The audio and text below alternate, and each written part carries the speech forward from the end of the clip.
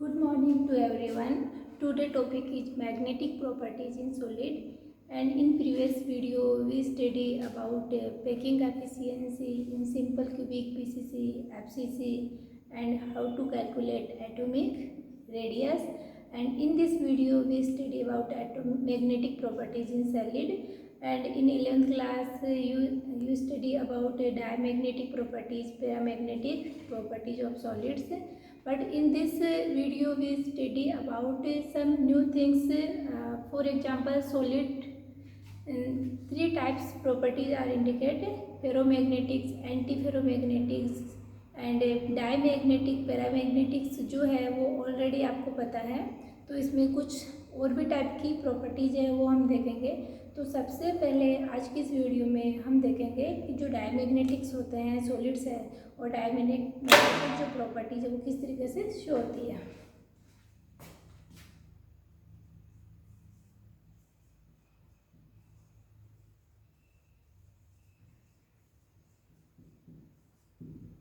Diamagnetic properties का मतलब क्या होता है कि अगर आपके पास कोई सॉलिड्स है जब उसके ऊपर कोई एक्स्ट्रा मैग्नेटिक फील्ड अप्लाई किया जाएगा, एम यहाँ पे इंडिकेट करेगा मैग्नेटिक फील्ड पे, magnetic field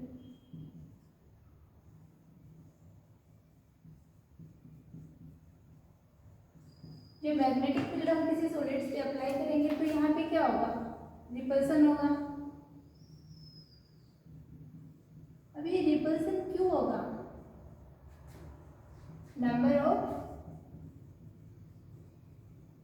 unpaired electron absent, no unpaired electron. यहाँ पे क्या होता है, जो डायमैग्नेटिक होते हैं उन सॉलिड्स के ऊपर अगर कोई एक्स्ट्रा मैग्नेटिक फील्ड अप्लाई किया जाता है तो वहाँ पे क्या होगा, रिपल्सन होगा। रिपल्सन इसलिए होता है कि वहाँ पे कोई भी अनपेयर्ड इलेक्ट्रॉन नहीं होगा। जब अनपेयर्ड इलेक्ट्रॉन नहीं होंगे तो कैसा होगा, डायमैग्नेटिक होगा। इसके एग्जाम्पल आप लोग नोट कर लीजिए। NaCl हो गया आपका, C6H6 बेंजीन हो गया आपका, H2O हो गया, वेनेडियम पेंटाऑक्साइड, ये आपका इम्पोर्टेंट है। एंड वाटर भी आप नोट कर लीजिए, वाटर भी आपका कैसा है, डायमैग्नेटिक है। इसके अलावा जिन एलिमेंट्स के आउटरमोस्ट सेल में, वैलेंस सेल में 2 इलेक्ट्रॉन हो या 8 इलेक्ट्रॉन हो, वो भी कैसे हो, डायमैग्नेटिक प्रॉपर्टीज को इंडिकेट करेंगे। जैसे आपका लिथियम प्लस है, 3 इलेक्ट्रॉन होते हैं, प्लस मीन्स 1 इलेक्ट्रॉन कम होगा, तो वैलेंस सेल में कितने इलेक्ट्रॉन है, 2 है, कंप्लीटली फुलफिल है। 1 अनपेयर्ड इलेक्ट्रॉन यहाँ पे नहीं है, तो यहाँ पे ये भी कैसा होगा, डायमैग्नेटिक होगा। इसके अलावा आप ले सकते हो बेरिलियम हो गया या H+, ये भी कैसा हो गया आपका, डायमैग्नेटिक होगा। Zn+2 भी कैसा होगा, डायमैग्नेटिक होगा। सेकेंड है आपका पैरामैग्नेटिक।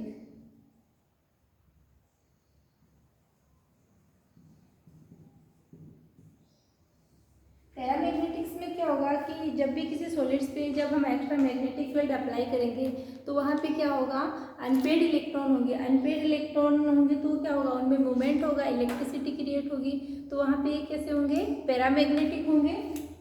तो जो पैरामैग्नेटिक्स में हम देखेंगे, when magnetic field is apply, जब मैग्नेटिक फील्ड अप्लाई करेंगे तो वहाँ पे number of unpaired electron present होने की वजह से क्या होगा, अट्रैक्शन होगा। क्या होगा, अट्रैक्शन होगा। तो यहाँ पे अट्रैक्शन होने की वजह से क्या होगा, अट्रैक्शन है। अट्रैक्शन किसकी वजह से होगा, अनपेयर्ड इलेक्ट्रॉन की वजह से। Number of unpaired electron present, unpaired electron present होंगे, इसलिए इसको हम क्या बोलते हैं, पैरामैग्नेटिक होंगे। एंड आपको 11th क्लास में भी मैंने आपको एक्सप्लेन किया था कि number of unpaired electron present, अगर इलेक्ट्रॉन प्रेजेंट है, इलेक्ट्रॉन की वजह से क्या आता है, कलर आता है। तो ये कैसा होगा, number of unpaired electron present है तो कलर होगा, और ये कैसा होगा आपका, पैरामैग्नेटिक होगा। अगर number of unpaired electron absent है तो ये आपका कैसा होगा, डायमैग्नेटिक होगा। तो when magnetic field is applied then attraction, attraction किसकी वजह से होता है, number number of unpaired electron की वजह से। तो यहाँ पे ये क्या हो गया आपका पैरामैग्नेटिक हो गया। पैरामैग्नेटिक के लिए आप एक आपका 1 मार्क्स में क्वेश्चन पूछा जाता है कि कोई भी आपको जैसे Mn+2 है, इसमें भी क्या है कि अनपेड इलेक्ट्रॉन है, तो ये भी क्या है पैरामैग्नेटिक है। आपका जैसे Std+1, जिनमें अनपेड इलेक्ट्रॉन होंगे वो सभी भी किस में जाएंगे, पैरामैग्नेटिक में जाएंगे। एक है आपका magnetic moment. Magnetic moment calculate करने के लिए आपको 1 मार्क्स में क्वेश्चन पूछा जाता है, बहुत ज़्यादा इंपॉर्टेंट है। तो मैग्नेटिक मोमेंट कैलकुलेट करने का आपका सिंपल वे में जो फॉर्मूला है वो है N+2 bore magneton. Bore magneton क्या है, इसकी यूनिट है नंबर ऑफ अनपेड इलेक्ट्रॉन। यहाँ पे जो N है वो इंडिकेट करता है number of unpaired electron. For example जैसे हमने लिया Mn,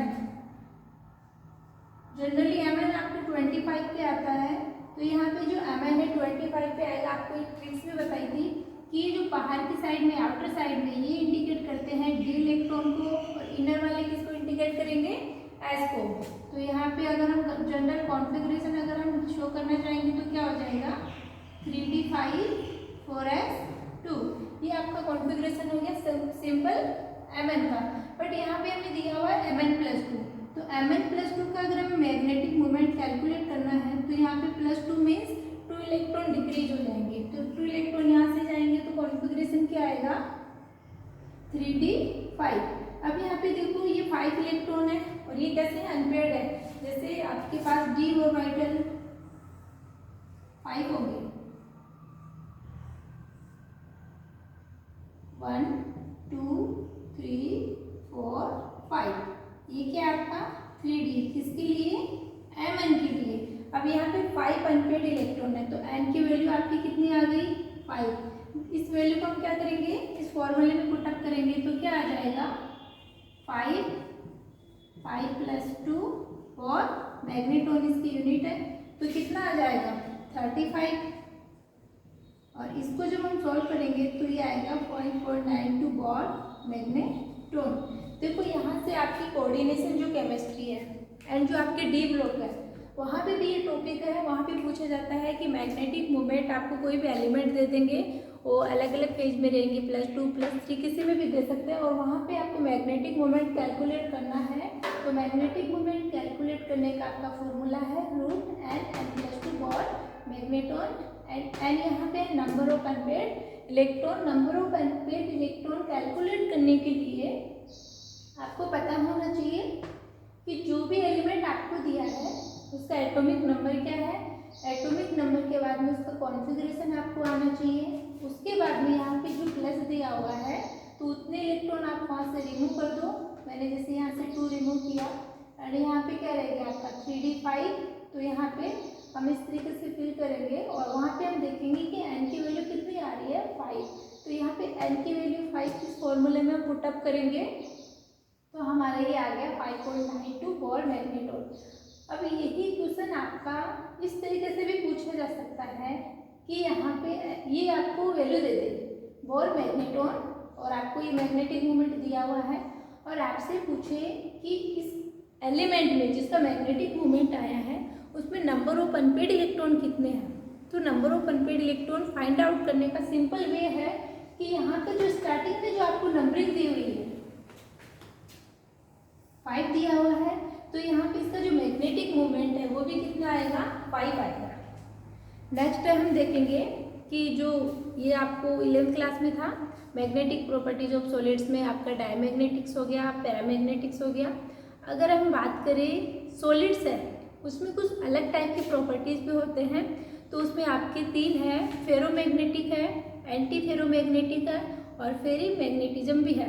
तो वहाँ पे अगर कोई सॉलिड है उस सॉलिड्स के ऊपर, सॉलिड्स में हम बात करते हैं जैसे मेटल्स की, तो मेटल की प्रॉपर्टी क्या होती है, वो इलेक्ट्रॉन को रिमूव करते हैं। तो इलेक्ट्रॉन को रिमूव करेंगे तो वो क्या है, एक तरीके से इलेक्ट्रॉन डोनर है। तो अगर कोई मेटल इलेक्ट्रॉन रिमूव कर रहा है तो ऑब्वियसली उसमें क्या आएगा, मेटल के ऊपर क्या आएगा पॉजिटिव चार्ज आएगा। अब मेटल पे पॉजिटिव चार्ज आएगा तो मेटल क्या कर रहा है, साथ में इलेक्ट्रॉन रिमूव भी कर रहा है। इट मीन्स हम कह सकते हैं कि जो मेटल्स है उसमें क्या होगा, कैटाइन भी होगा और क्या होगा, एनाइन भी होगा। तो उसकी अलग अलग तरीके से हम पोजीशन चेक करें तो 3 टाइप की पॉसिबिलिटी बन के आएगी। हो सकता है कि जो कैटाइन एनाइन बना है एक तरीके से वो क्या हो गया, डाइपोल हो गया। डाइपोल बोले तो कैटाइन और एनाइन के बीच में क्या होना चाहिए, अट्रैक्शन होना चाहिए, कुछ ना कुछ पोलरिटी होनी चाहिए, उसको हम क्या बोलेंगे, डाइपोल बोलेंगे। तो हमारे पास एक मेटल्स के कैटाइन एनाइन के बहुत सारे डाइपोल हैं। उन डाइपोल्स को अगर आप हायर क्लास में स्टडी करोगे तो ग्रीन भी बोलते हैं। तो डाइपोल का जो अरेंजमेंट है वो 3 टाइप से पॉसिबल हो सकता है, 3 टाइप से पॉसिबल होगा। एक हो सकता है कि जो डाइपोल है उनका जो अरेंजमेंट है वो एक ही डायरेक्शन में हो, मतलब कैटाइन आपके ऊपर की तरफ हो, बॉटम में आपके एनाइन हो, सेम डायरेक्शन में अरेंजमेंट हो। तो वहाँ पे क्या होगा, सेम डायरेक्शन में अरेंजमेंट होगा तो फोर्स ऑफ अट्रैक्शन भी कैसा होगा, ज़्यादा होगा, और पोलरिटी भी कैसी होगी आपकी, ज़्यादा होगी। एक कंडीशन हो सकती है कि जो डाइपोल है जिनको हम ग्रीन बोल रहे हैं उनका अरेंजमेंट इस तरीके से हो कि एक बार आपका ये कैटाइन है अपर डायरेक्शन में है, सेकेंड में मैंने जो दूसरा डाइपोल है उसमें एनाइन अपर साइड में आ गया है, कैटाइन आपका लोअर साइड में आ गया। इस तरीके से फिर से आपका कैटाइन है वो अपर डायरेक्शन में है और फोर्थ में एनाइन आपका लोअर डायरेक्शन में है। मतलब एक बार कैटाइन फिर एनाइन, कैटाइन एनाइन अल्टरनेट हो रहा है, मतलब स्पीड क्या हो रही है, चेंज हो रही है, एक बार कैटाइन एक बार एनाइन। तो सेम अल्टरनेट चलने की वजह से क्या होगा, जो उसका चार्ज है वो न्यूट्रल होगा या नहीं होगा, कैटाइन एनाइन एक दूसरे को क्या कर देंगे, कैंसिल कर देंगे। तो इसको हम बोलते हैं एंटी। किसका एंटी है, फेरो का। फेरो में क्या है, स्ट्रॉन्ग अट्रैक्शन है, एक ही डायरेक्शन में या तो कैटाइन होंगे या एनाइन का डाइपोल का अरेंजमेंट होगा। और एंटी में क्या हो रहा है, वो रिवर्स हो रहे हैं, रिवर्स होने की वजह से एक दूसरे को ये कैटाइन हो गया या एनाइन हो गया। एंटी होने से चार्ज क्या हो जाएगा, कैंसिल हो जाएगा, डाइपोल पे क्या होगा, न्यूट्रल जीरो होगा और उनमें क्या होगा, मैक्सिमम रिपल्सन होगा। एंड आपका जो थर्ड है वो है फेरोमैग्नेटिज्म। फेरोमैग्नेटिक्स जो सब्सटेंस है उनमें हम क्या देखेंगे कि दोनों टाइप की पॉसिबिलिटी हो गई। थर्ड टाइप की पॉसिबिलिटी में ये हो सकता है कि फर्स्ट जो हमने डाइपोल लिया है उसमें कैटाइन अपर साइड में है, एनाइन लोअर साइड में है। फिर सेकेंड हो सकता है कि दोनों दो डाइपोल एक साथ हो, अपर डायरेक्शन में एनाइन हो, नीचे कैटाइन हो, एक है नीचे की तरफ दो है। फिर थर्ड कंडीशन में क्या होगा, फिर से कोई कैटाइन अपर चला गया, मतलब या तो दो एक साथ हो या एक हो, अल्टरनेट चलेगा, सीक्वेंस नहीं होगा, रेगुलर फॉलो नहीं करेगा। तो हम कह सकते हैं कि डाइपोल थोड़ा तो होगा, जीरो तो नहीं हो सकता। तो जो फेरोमैग्नेटिक है उनका जो डाइपोल होगा वो फेरोमैग्नेटिज्म से क्या होगा, कम होगा। क्यों, फेरोमैग्नेटिज्म में तो जो डाइपोल है उनका जो अरेंजमेंट है वो एक ही डायरेक्शन में है, तो स्ट्रांगली अट्रैक्ट करेंगे एक दूसरे को। और जो आपका फेरोमैग्नेटिक है उसमें क्या होंगे, वीकली अट्रैक्ट करेंगे। एंड एंटी फेरोमैग्नेटिक में क्या हो रहे हैं, एक दूसरे को न्यूट्रली कैंसिल कर रहे हैं, तो जो चार्ज होगा वो जीरो होगा एंड डाइपोल मोमेंट भी क्या होगा, जीरो होगा। इसके बारे में थोड़ा सा बोर्ड पे लिख देती हूँ 1 by 1।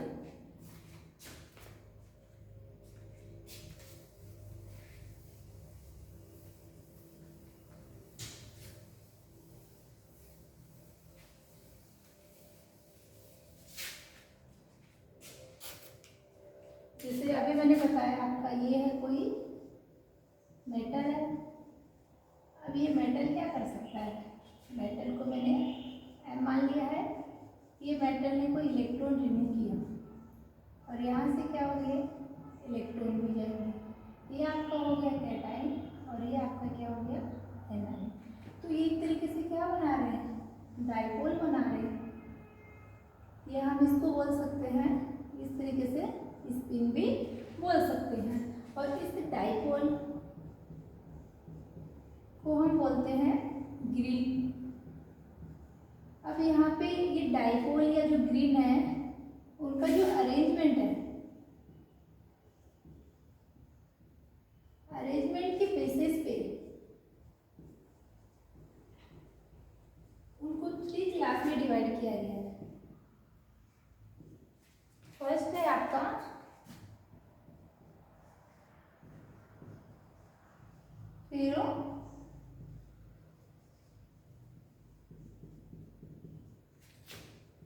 फेरोमैग्नेटिक। तो फेरोमैग्नेटिक में हम देखेंगे कि फेरोमैग्नेटिक जो सब्सटेंस है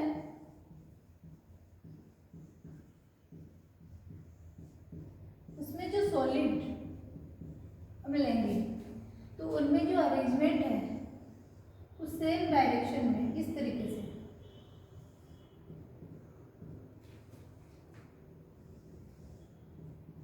या इसके रिप्लेस में हम ये भी लिख सकते हैं स्पिन की फॉर्म में। जो स्पिन है वो क्या है, सेम डायरेक्शन में है।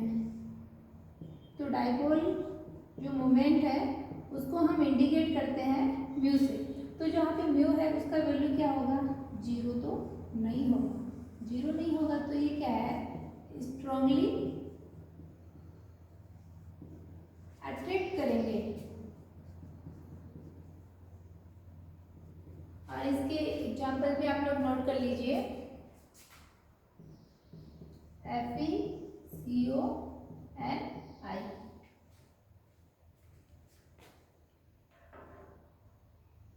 एंड एक आपका इसमें आता है CrO2।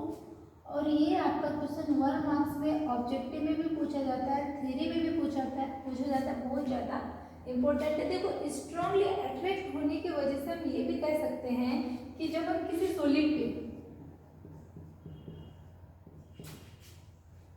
Outer magnetic field apply करेंगे तो ये क्या करते हैं, जब एक मैग्नेटिक फील्ड रिमूव कर लेंगे उसके बाद भी ये जो सॉलिड है परमानेंट मैग्नेटिक इफेक्ट को क्या करते हैं, शो करते हैं।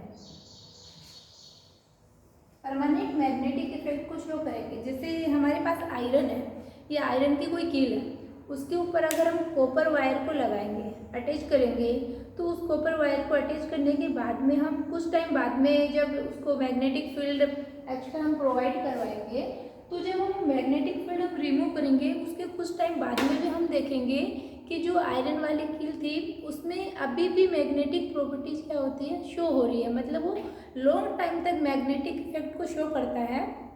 मैग्नेटिक इफेक्ट जो फील्ड है उसको रिमूव करने के बाद भी। क्यों, यहाँ पे जो डाइपोल है उनका अट्रैक्शन सेम डायरेक्शन में स्ट्रांगली अट्रैक्ट कर रहे एक दूसरे को। तो यहाँ पे ये क्या हो गया, आपका फेरोमैग्नेटिक हो गया।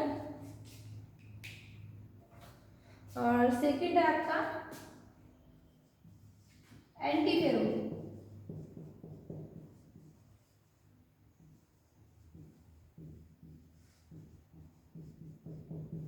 जो एंटी फेरोमैग्नेटिक है उसमें क्या होगा, ये जो डाइपोल है ग्रीन है उनका जो अरेंजमेंट है वो अल्टरनेट चलता है। एक तो आपका अपर डायरेक्शन में हो गया, एक आपका हो गया लोअर डायरेक्शन में, फिर आपका इस तरीके से। और तो यहाँ पे ये जो डाइपोल मोमेंट की हम बात करें तो एक दूसरे को ये क्या कर रहे हैं, कैंसिल कर रहे हैं, न्यूट्रलाइज हो रहे हैं। तो जो डाइपोल मोमेंट होगा वो क्या होगा, 0 होगा। डाइपोल मोमेंट 0 होगा तो ये क्या करेंगे, रिपल करेंगे। यहाँ पे सॉरी अट्रैक्शन नहीं होगा, क्या होगा, रिपल्सन होगा। और इसके एग्जाम्पल आप कर सकते हो, या जो Mn है उसके अलग अलग टाइप के ऑक्साइड है, MnO, Mn2O3, MnO2। ये जनरली आपसे पूछ लिए जाते हैं, तो आपको पता होना चाहिए कि एंटी फेरोमैग्नेटिज्म क्या हो गया, जिसमें अल्टरनेट हो। तो जो नेट जो डाइपोल मोमेंट चार्ज है वो आपका क्या होगा, 0 होगा। थर्ड है आपकी फेरोमैग्नेटिक, फर्स्ट वाला था फेरोमैग्नेटिक एंड थर्ड आपका फेरीमैग्नेटिक।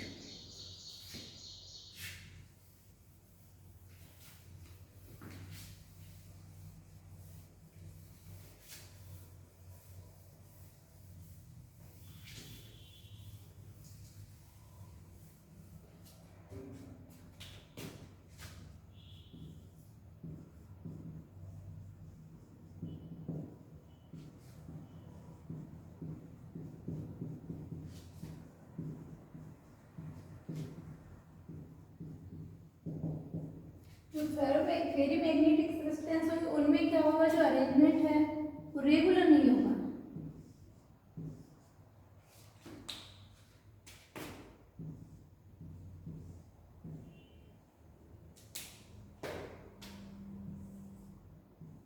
तो यहाँ पे जो डाइपोल मोमेंट होगा वो क्या होगा, जीरो नहीं होगा। एंड इसके एग्जाम्पल आप याद कर सकते हो, Fe3O4 Zn Fe2O4।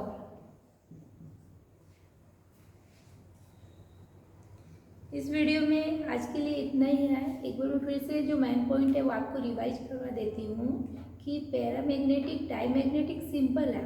अगर किसी में number of unpaired electron present है तो number of unpaired electron present है तो वो पैरामैग्नेटिक होगा।